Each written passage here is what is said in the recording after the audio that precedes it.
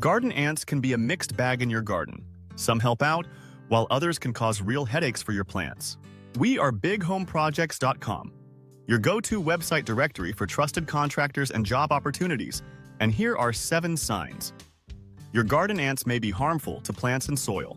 Number 1. If you see a bunch of aphids hanging around and ants scurrying to protect them, that's a big red flag. Ants love to farm these little pests for their sweet honeydew, which can lead to major damage as the aphids suck the sap from your plants. Number 2. Tunneling is a natural behavior for ants, but too much of it can mess up your soil. If you notice a lot of ant mounds and the ground feels loose, it might be time to step in before they disrupt your plant roots. Number 3. Keep an eye out for other pests popping up, like spider mites or mealybugs, alongside those ants.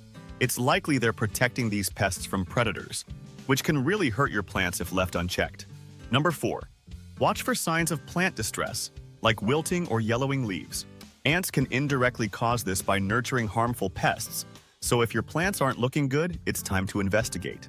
Number 5. If there are consistent ant trails heading straight for your plants or you spot big ant nests nearby, that's a sign they're getting comfortable in your garden. This could lead to more soil disruption and pest problems down the line. Number 6. Look for roots that seem exposed or damaged.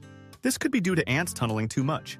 Healthy roots are crucial for plant growth, so keeping an eye on them is key. Number 7. A sudden increase in ant numbers can indicate something's off in your garden's ecosystem. While some ants are beneficial, too many can lead to pest issues and soil erosion. So regular monitoring is essential. For more information on managing those pesky ants and keeping your garden thriving, check out bighomeprojects.com. It's the perfect resource to connect you with local experts who can help keep your garden healthy and flourishing.